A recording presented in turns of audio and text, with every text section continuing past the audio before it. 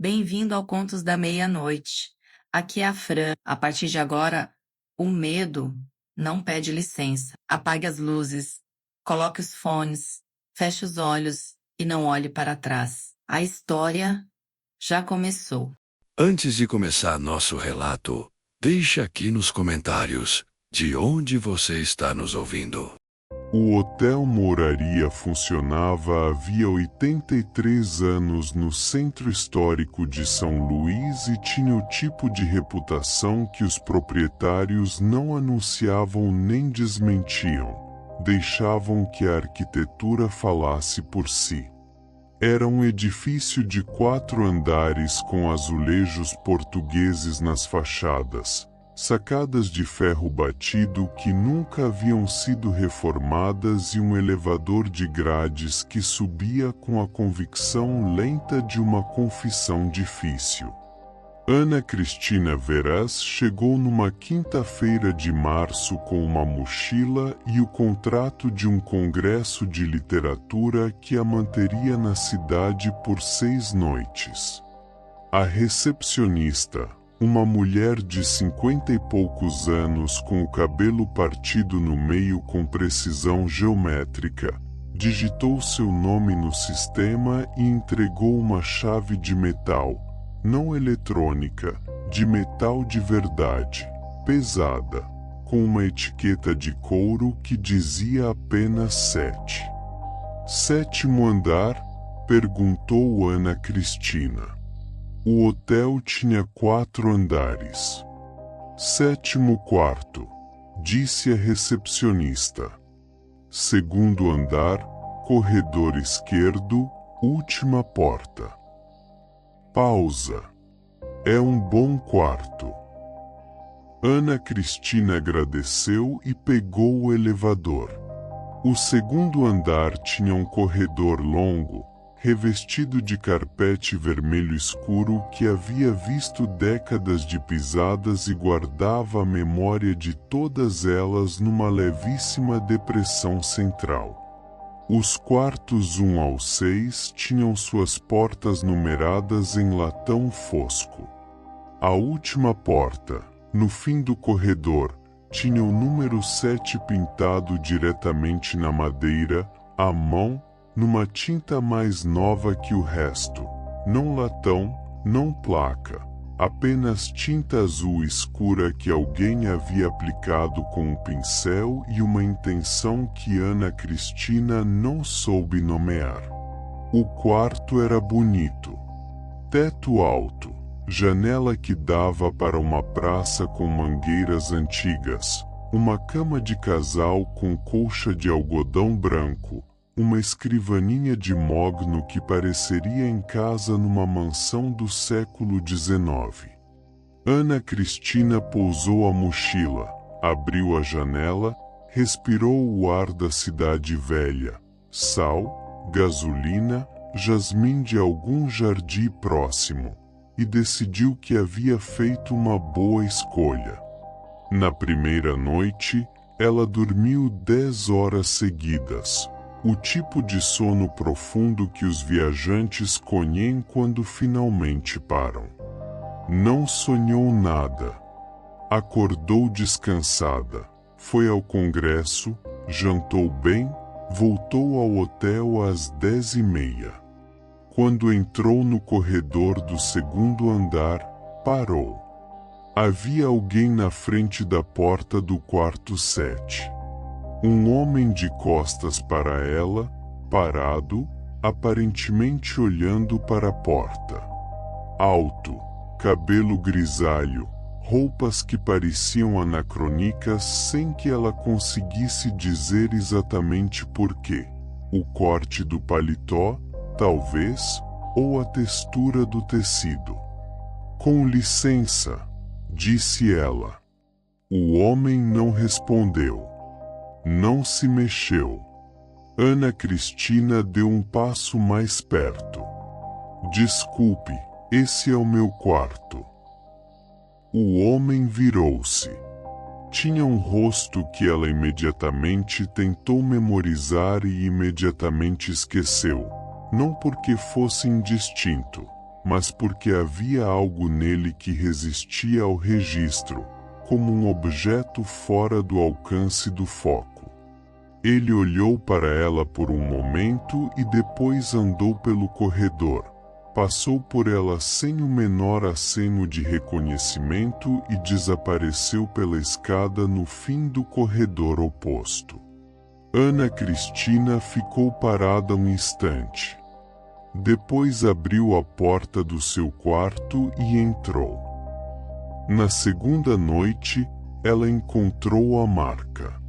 Estava preparando-se para dormir quando percebeu, na colcha branca da cama, algo que não havia notado antes: uma depressão. Como se alguém houvesse deitado ali, não como se a cama estivesse amassada, porque a colcha estava esticada e perfeitamente arrumada, mas como se a marca antecedesse a arrumação. Como se fosse parte da cama. A forma era de uma pessoa adulta, deitada de lado, com os joelhos levemente recolhidos. Ana Cristina ligou para a recepção. A mesma mulher atendeu. Disse que o quarto havia sido devidamente arrumado às 2 da tarde. Confirmou, e havia mais alguma coisa? Ana Cristina disse que não.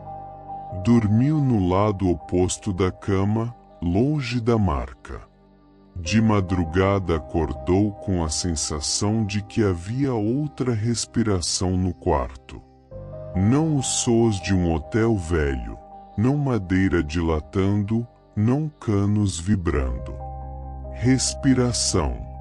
Próxima e ritmada, do lado da cama em que ela não estava deitada.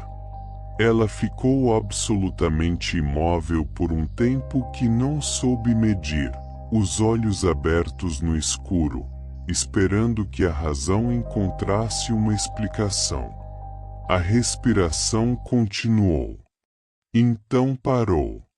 Então, pior que qualquer coisa até então, ela sentiu o colchão se mover, do jeito que um colchão se move quando alguém levanta. Ela acendeu a luz. O quarto estava vazio. A marca na colcha continuava lá. Ana Cristina não dormiu mais naquela noite. Quando o dia clareou, ela desceu à recepção e perguntou, com uma casualidade que custou a manter, sobre o histórico do quarto 7. A recepcionista esperou um momento antes de responder. "Por que o senhor pergunta?", disse ela, usando o gênero errado com a automaticidade de quem estava pensando em outra coisa. "Curiosidade. É o único quarto numerado à mão."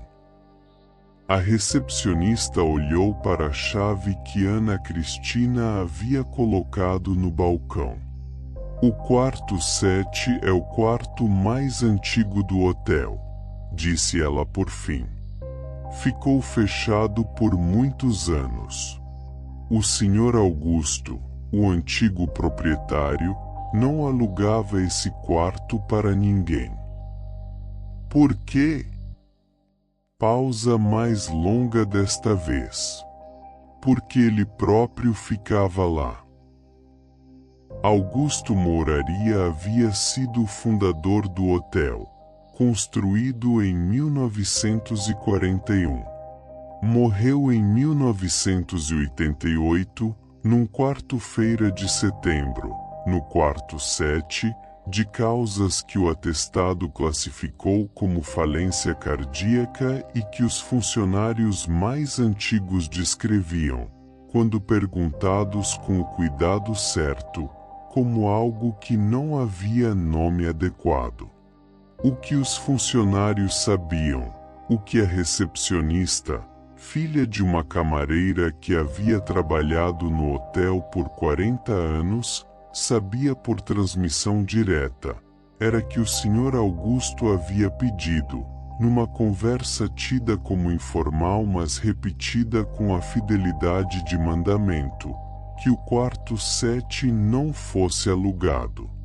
Que fosse mantido arrumado, com a cama feita e a janela arejada regularmente, mas que ficasse vazio. O novo proprietário, disse a recepcionista com cuidado, decidiu que era superstição. E é? Disse Ana Cristina. A mulher olhou para ela por um momento. Temos uma taxa de cancelamento muito alta para o quarto 7, disse ela apenas. Ana Cristina voltou ao quarto. Ficou na porta por um momento antes de entrar. O quarto estava como sempre.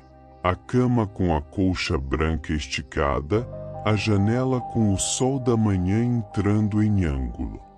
A marca na colcha havia sumido.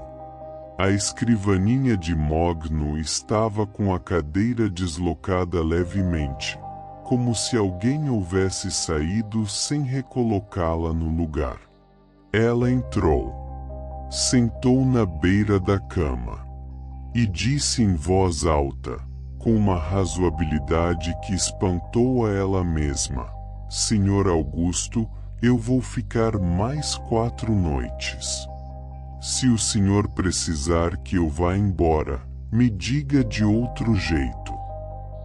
O quarto ficou em silêncio.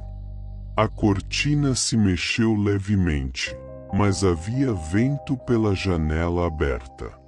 Ana Cristina não tinha como saber se era o vento ou era a resposta. Na terceira noite, o homem do corredor voltou. Desta vez ela ouviu de frente a luz do abajur de seu quarto, cuja porta estava aberta. Ela havia deixado aberta intencionalmente, talvez por necessidade de confirmar que o mundo continuava do lado de fora.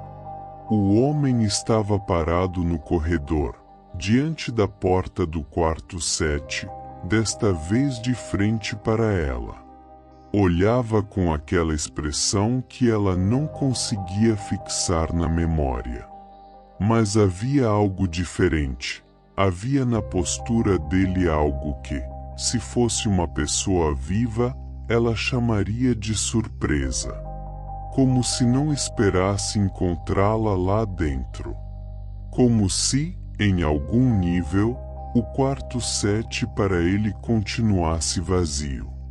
Ela disse: Boa noite, Sr. Augusto. O homem ficou imóvel por um momento. Depois fez algo que ela levou um instante para processar. Inclinou levemente a cabeça, o gesto mínimo e preciso de quem foi educado numa época em que as cortesias tinham forma física. Uma reverência. Então foi embora pelo corredor, devagar, e desta vez ela ouviu, ou achou que ouviu, os passos no carpete. Ele não voltou naquela noite. Ela dormiu bem. A marca na colcha não voltou. Na quarta, quinta e sexta noites, nada. O quarto 7 comportou-se como qualquer quarto de hotel deveria se comportar, neutro, adequado, sem agenda. Ana Cristina trabalhou no Congresso, escreveu, dormiu, acordou. O elevador de grades a levou para cima e para baixo com sua convicção lenta e a escrivaninha de mogno recebeu seus papéis com a dignidade silenciosa das coisas muito antigas. No último dia, ao fazer o check-out, a recepcionista olhou para ela por um momento e perguntou, quebrando o protocolo, como foi? Tranquilo, disse Ana Cristina. No final. A recepcionista assentiu como se isso confirmasse algo que ela não havia perguntado. Devolveu a chave ao gancho atrás do balcão. O gancho com a etiqueta de couro que dizia 7. E Ana Cristina pegou sua mochila e saiu para o sol da manhã de São Luís. Estava na calçada quando percebeu que havia esquecido o carregador de celular na tomada da escrivaninha. Voltou. Atravessou o lobby, subiu no elevador, desceu no segundo andar, andou pelo corredor de carpete vermelho escuro até a última porta. Girou a chave que ainda estava na sua mão, havia esquecido de entregá-la e abriu o quarto. O quarto estava arrumado. Cama feita, colcha esticada, janela fechada. O carregador estava na tomada. Ana Cristina entrou, pegou o carregador, virou-se para sair. Parou. Na colcha branca e perfeitamente esticada, havia 2 marcas. 2 depressões. Como se 2 pessoas houvessem deitado ali, uma grande, de adulto, e uma menor, ao lado, curvada como quem dorme junto de outro.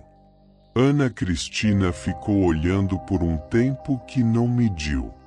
Então colocou a chave na escrivaninha, não levou, desta vez.